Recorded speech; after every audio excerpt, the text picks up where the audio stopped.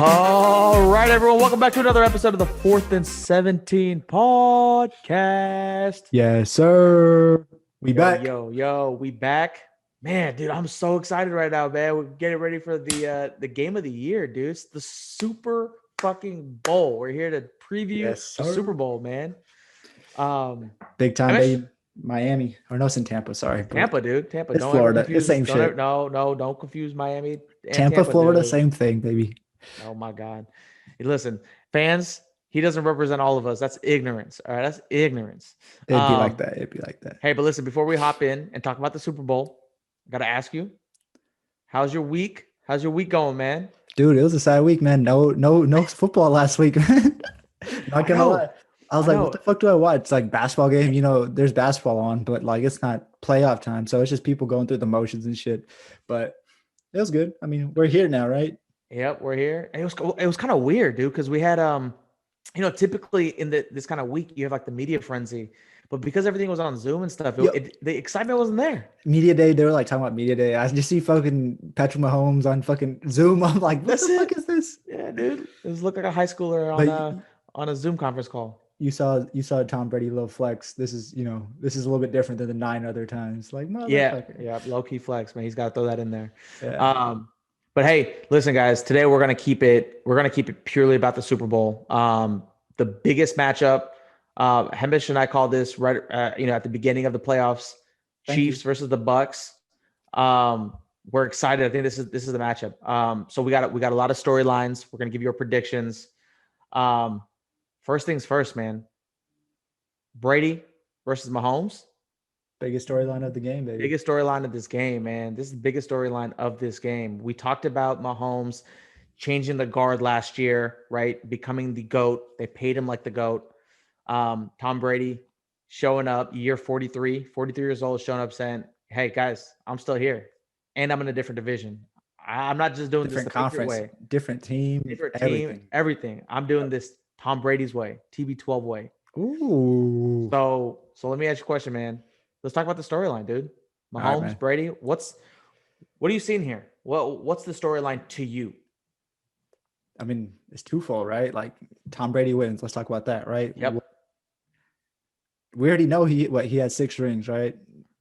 1, 2, 3, 4, 5. I forgot to count, but 6. He got 1 on the thumb too. He's trying to get this one.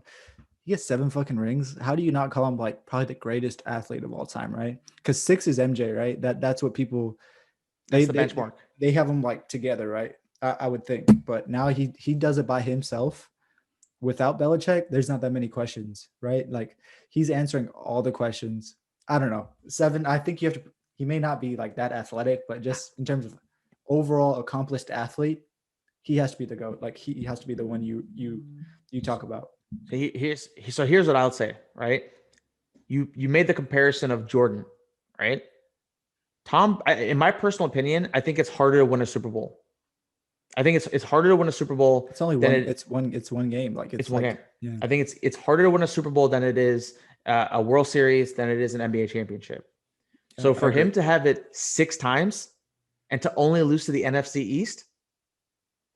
Why you got to bring the NFC East? Whatever. I'm just talking about it. It's not even your team, bro. I'm just saying. Oh, it is your team. It was my team. One of them was the Eagles. But I'm saying like the fact that he's gone there 9 times and won 6 of them. I mean, the Buffalo Bills went there how many times? Like 4 times in a row and couldn't walk away with the Super Bowl, right? I mean, we're talking about like 6 Super Bowl champion. Like you don't see that. It's unheard of. Yeah, I mean, 6 wins is nothing. But I will say it is a combination of him and Belichick, right? Hey man. But he's doing it now.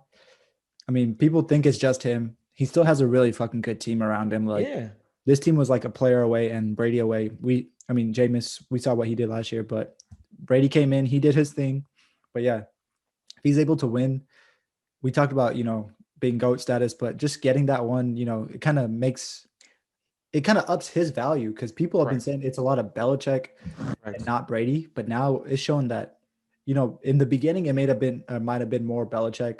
But then later in the years, as Brady, evolved in his career, and later in the year, it was more Brady too. Like, I don't know, that holds a lot of weight because, that's why he left. He wanted that challenge. He wanted to get away from Belichick. Like, that had run its course. I want to win without Belichick. Show that it's not just Belichick. It's me too. Like, I'm that guy. And I'll take it even one step further. It's, again, like we talked about, it's different conference, different team. But dude, he's fucking 43. Like, I mean, I want to put that out there. Like, it's a combination of things, and he already has 6. I think he's already cemented himself in that goat category. But to go out, switch conferences, switch teams, and still be as productive at 43, I mean, I think if they win the Super Bowl and a lot of that falls on his shoulder, it's over. I mean, I don't think there's anyone that can touch it. As much as I love Patrick Mahomes, if he does this, where against a young mobile quarterback, right? It's not even mobile. It's not even about that. It's about if you're Brady and you beat Mahomes, Mahomes can't catch you. It's over. No matter what he does, like if he wins 8 Super Bowls, no one's gonna take him over Brady. Like, no. Just because they're gonna be, there's that little ding. Oh, he lost to Brady, who's 43. 43 in a new team during COVID. Like, come on, bro. Like, yeah, everything's set up for Mahomes. Like, we'll pivot to Mahomes now. Like, if he wins, he has a chance. That's all it is. Like, he has a chance to catch up, because people, been talking about Rodgers, and Rodgers is like the other guy, after or before Mahomes, like, and he only has 1 ring, but he'll never be able to catch Brady because he only has 1 ring and Brady has 6. They haven't played each other. Or they just played each other last week. But before that, like, people always said Rodgers is probably more talented and all this shit, but he could never catch up to Brady. But this guy Mahomes, if he wins in this situation, beating Brady, I mean, he has a chance, and he probably won't have to win 6 rings. Like, he just probably wins 4 or 5. And if he does that, he'll be able to, because people know he's more talented than Brady. I mean, you see it; it's evident. What he's able to do, being mobile, create off script, all this shit. Like, he's one of a kind. Yeah. And then you add the Super Bowl wins along with winning against Brady, then it's a conversation. Well, I mean, look, I'll take it even one step further, right? I think when we talk about Mahomes, I think Mahomes is, we can say right now, he's the best quarterback in the NFL right now, right? I mean, as much as GOAT is all time, but right now Mahomes is in his prime, right? And so, he's not in his prime. He's no, you're right. I mean, he's probably not even in his prime. He's probably like not even reached that yet. Yeah, it's scary because this is year only 3, right? 4. Is it 4? 4, yeah, because he sat his first year, right? So 3 years consistently playing, 3 AFC championships, right? 2 Super Bowls back to back. Yeah, look, I mean, taking it one step even further, he gets this win under his belt, and he's in a franchise that's already said, listen, we're going to build around you.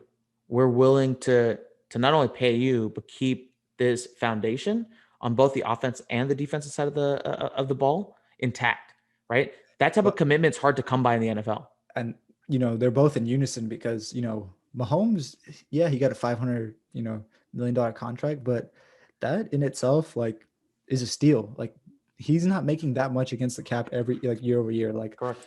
And the fact that they extended him, his salary this year and next year is not that much. So, like, they're not paying too much. And, like, for what you're getting, I mean, it's equivalent to, like, when the Rams had Jared Goff, like, it was like 35, it was maybe like 40 million, but they've done good things with their cap and all that. But that's for future. But yeah, they're set up for the future if he wins. All right. So, dude, this Brady Mahomes thing, man. So, this is going to be the match. I think this is like one of the best head-to-head quarterback matchups that we've seen in a very long time. While, right? Yeah. Who can you even say? Like, it's really hard to think. I mean, 2 like elite, like at the top of their game. So not top of the game, but like elite quarterback.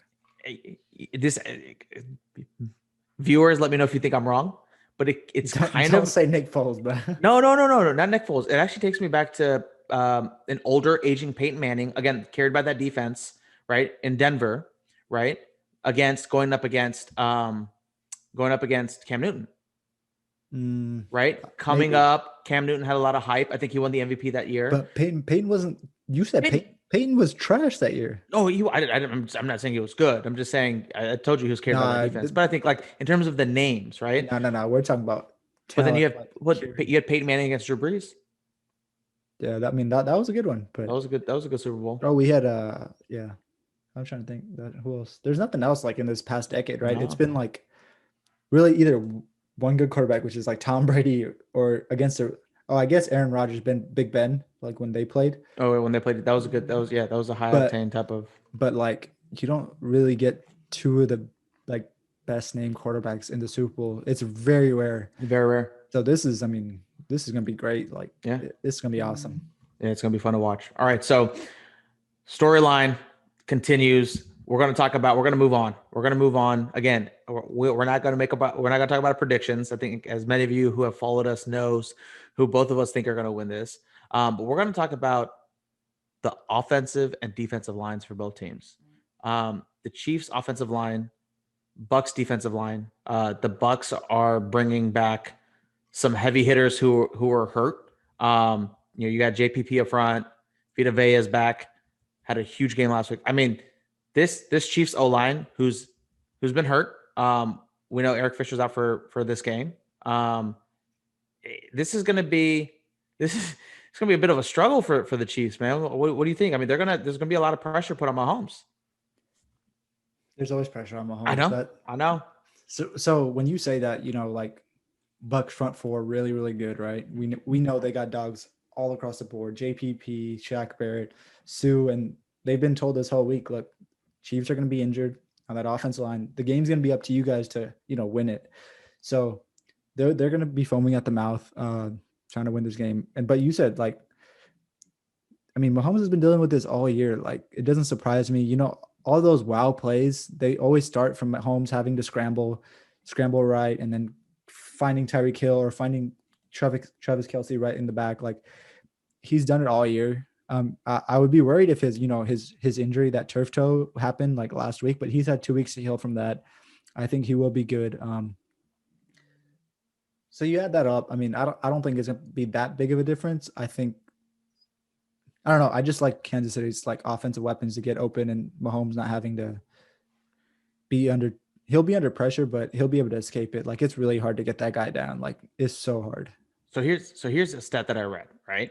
So when Mahomes is pressured and has to throw the ball fast, right? In other words, getting the ball out of his hands quick, he's actually had some of his best games. Yeah. Right. So like you said, I mean, regardless of how good that line is, you and I were talking about this off air, regardless of how good or bad that line is, Mahomes knows how to figure it out, right? I mean, it helps that he's got some fast ass players on the team. Yeah. But I think they said that he actually has one of the slower speeds. One of the in terms of getting the ball out, typically he throws at about 0.15 seconds slower than the average in the league. But when it comes to being pressurized, he actually tends to throw the ball faster. Yeah, when he's pressured in the pocket, he actually gets it out. I know he gets it out quicker. And typically in those games, he kills it. Well, so one thing that people probably won't allude to is like the way they've developed their short passing game. I mean, it was non-existent in the beginning of the year. They didn't really have it last year.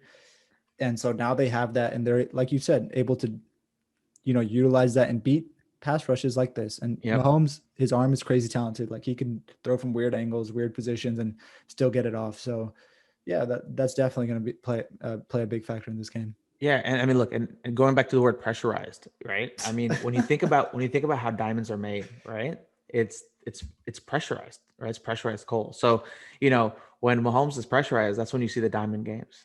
You're so fucking Yeah, you guys can use that. Hey, viewers, y'all can use that. I will fucking love that shit, dude. I'm all up here, baby. All up in the noggin.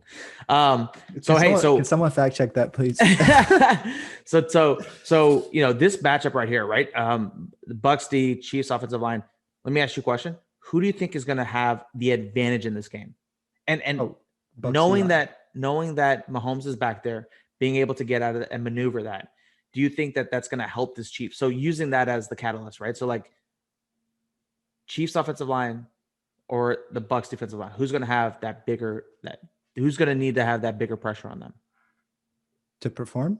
Yep. It's going to have to be the Bucks defensive line. Like, they have to be able to not allow these lanes for him to, get out. Like, they have to stay on their assignment. Like, they can't go wide, go in. Like, they have to stay in their pass rushing lanes and be okay and do that. And they can't let any crevices go. If the only place you can let Mahomes go is just keep going back, but don't let him go side to side.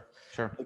a north-south game. That's all you can do. And that way he'll feel the pressure. And, you know, those guys are good. Like JPP's old. I mean, he's on the older side, but he's still a fucking dog, even without his whatever 2 fingers, whatever he has. Like he'll just fucking come out there.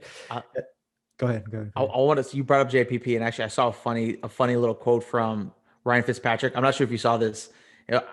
Laughed my ass off. And Ryan Fitzpatrick said, you know, when they were teammates, they were playing. A bunch of guys were playing rock paper scissors one day, and you know, rock paper scissors, right? So JPP comes in there with his. If a lot of you guys don't know, Google JPP firework incident. Doesn't end well for him, but JPP could only make a rock. Well, he can't open his fist or nothing. Oh, on one of his hands, now he ain't got no fingers, brother. I thought he had like 1 or 2. He didn't got like 1, bro. But I mean, yeah, he ain't doing much. So it was really funny. Just to gun, rock, paper, gun. It was really funny seeing that. So hey, so let's pivot on here. So we talked about the Chiefs offensive line, Bucks defensive line. Let's talk about the exact opposite. Let's talk about the Bucks offensive line going up against this Chiefs defense. This Chiefs defensive line. What do you think's going on here? I mean, I like the Bucks offensive line. Like that's a very underrated unit, I think. I mean, they don't get the notoriety, but for sure, the way they've been able to keep Tom up, you know, the reason Tom looks good is because this offensive line is able to keep him up. Like Tom is not mobile. He knows how to manipulate the pocket, but that's about, you know, it. He's not mobile basically. Right. So they got some studs, man. Tristan Wirfs, the rookie right tackle, is probably one of the top right tackles in the league. Right. Yeah. Like he's good. Ali Marpet, like interior offense lineman, really good. Donovan Smith, the left tackle, he's really good too. He's stout.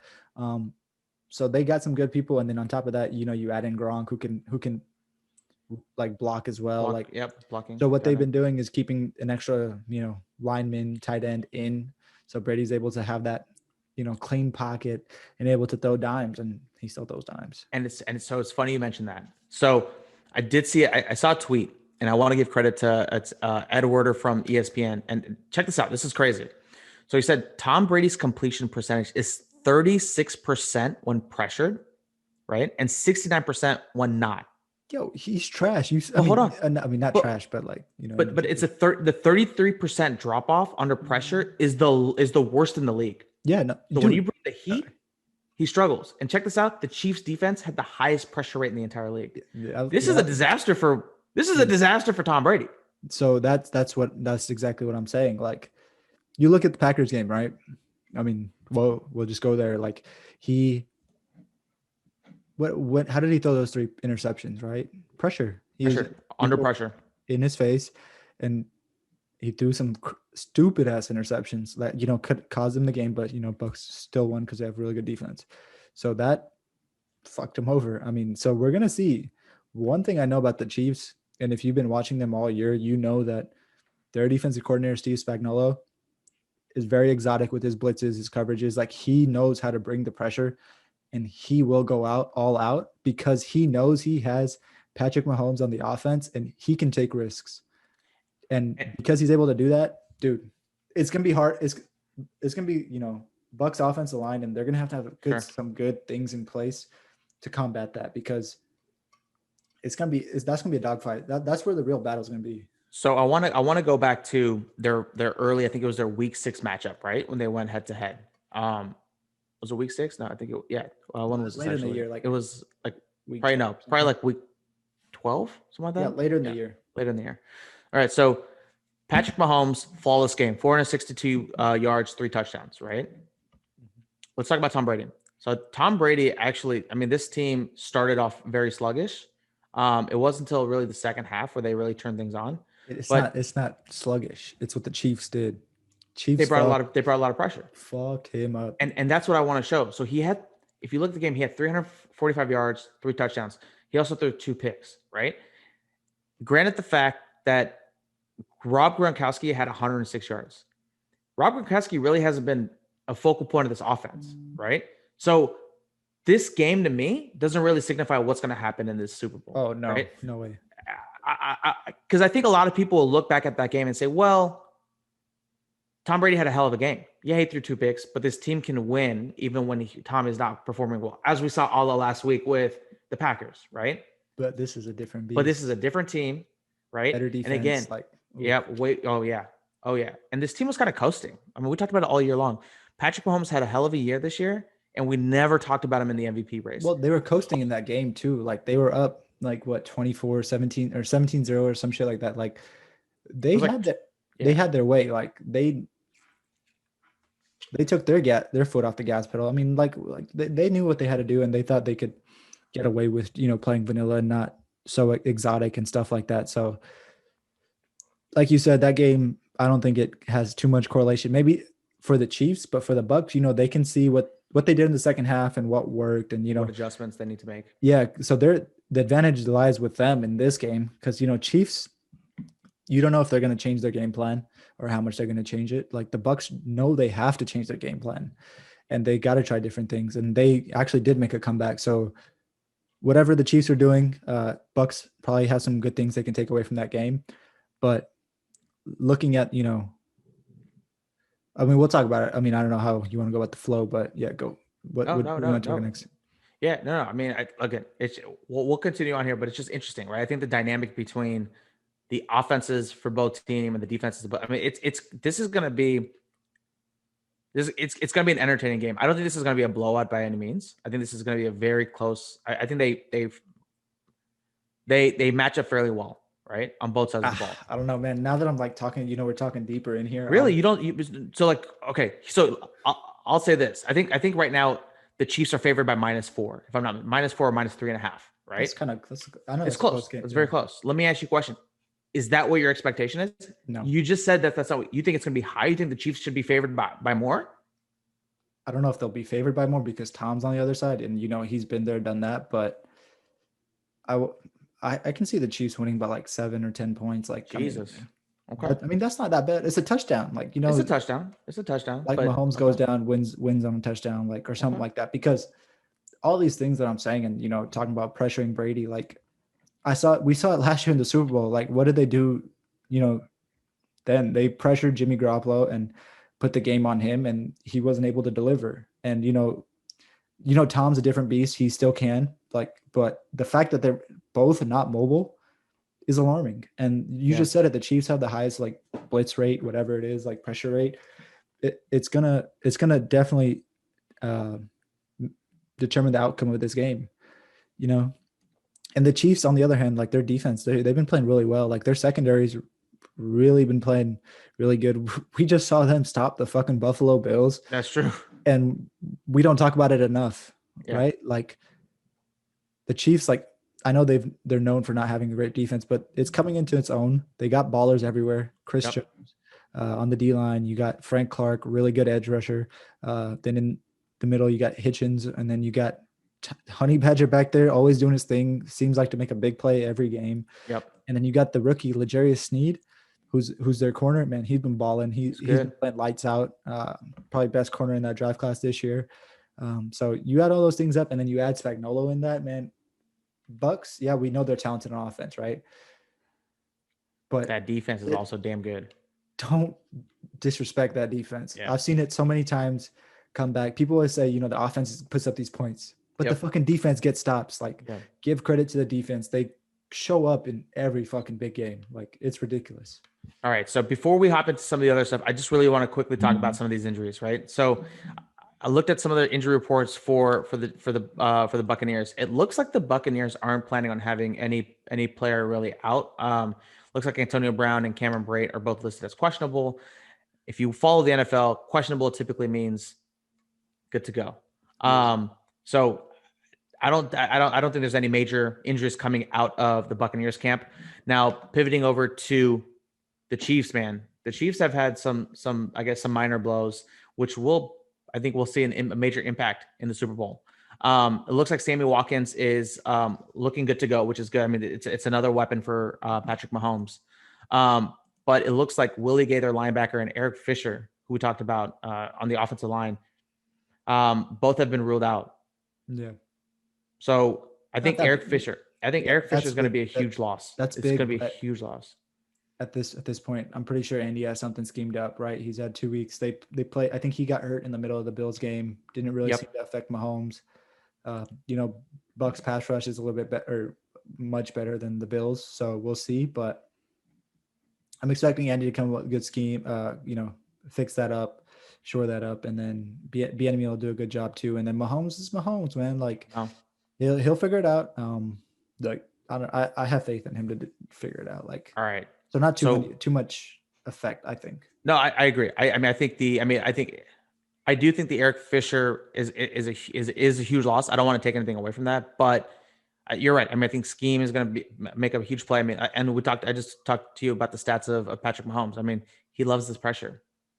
Yeah, like he's a diamond in the rough, baby. He won't make too many mistakes, so we'll see. Yeah. All right. So we're going to talk about last two things. We're going to talk about who we think is going to win. And we're gonna try some MVP predictions here. So let me ask you a question. I think I know the answer here. Who do you have winning this game? Oh, Bucks gonna win. I know I said all that. Bucks are gonna win. You taking the Bucks in this game? Just fun. Oh, that was convincing. I was like, good. Yo, what? That was good, huh? Oh shit. Okay. Yeah, no, I got you, man. Fucking Hollywood. Call me. I'm good. Love it. But yeah, no. Chiefs are going to win this. Like I said, I'm going to say 7 points. Give me your score. Give me your bold Hemish's bold prediction. 31-24. Wow.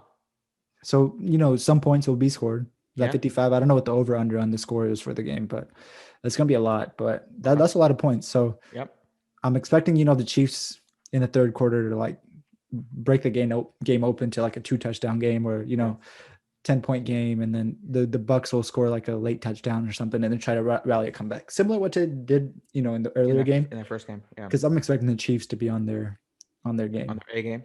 Yeah. I think they know, and I didn't realize this either. Kelsey was talking about like, I've lost to Tom Brady and Rob Gronkowski like so many times in the playoffs, whatever, year after year, dude. And so like he's like, I want to beat them, and he has his chance now, and it's that hunger. He has those weapons with him. I mean, Hill, whoever you talk about on the offense, like they're there. I think the Chiefs know what's at stake. They're in line to make a dynasty here. Like, and like I said, I mean, last pod, they trying to go for that 3-peat, and you need to win this one. Like they're trying to make history. I think Mahomes knows what's at stake. And I think he's like, pressure doesn't phase that kid. So that right there. I mean, and I talked about this last week. The way that they stick together, and even if something goes wrong, doesn't go according to plan, right? A muff punt or whatever it is, right? They get together.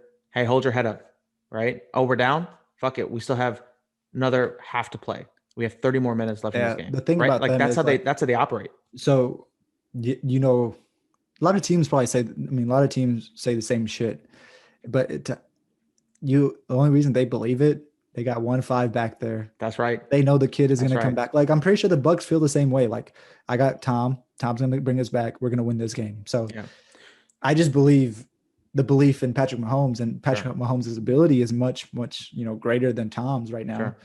And he's the ultimate weapon right now in the NFL. And I think it's his time, man. So you're taking it 31-24.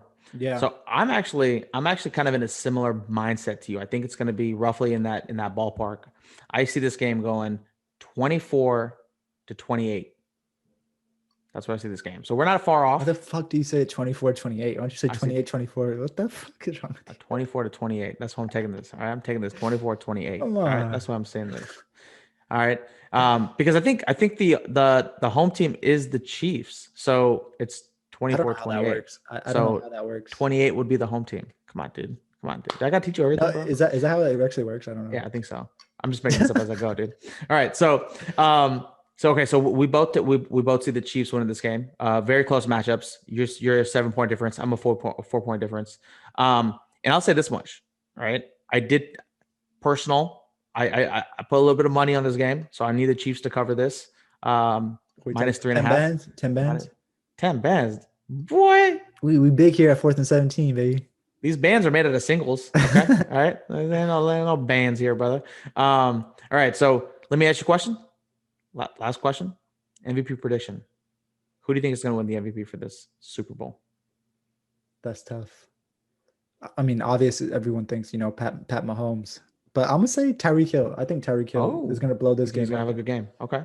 He had like fucking 200 yards last game. I know. So I'm you're expecting a expecting monstrous game from him. like a clutch, like it's gonna be either like I said, 7-point game or something, and like he has to score that touchdown to put him over the top. And Mahomes maybe has not his greatest day, but or just has a tough day, and then Hill is able to pick him up because it's either. I mean, if it's not Mahomes, who Who else is it?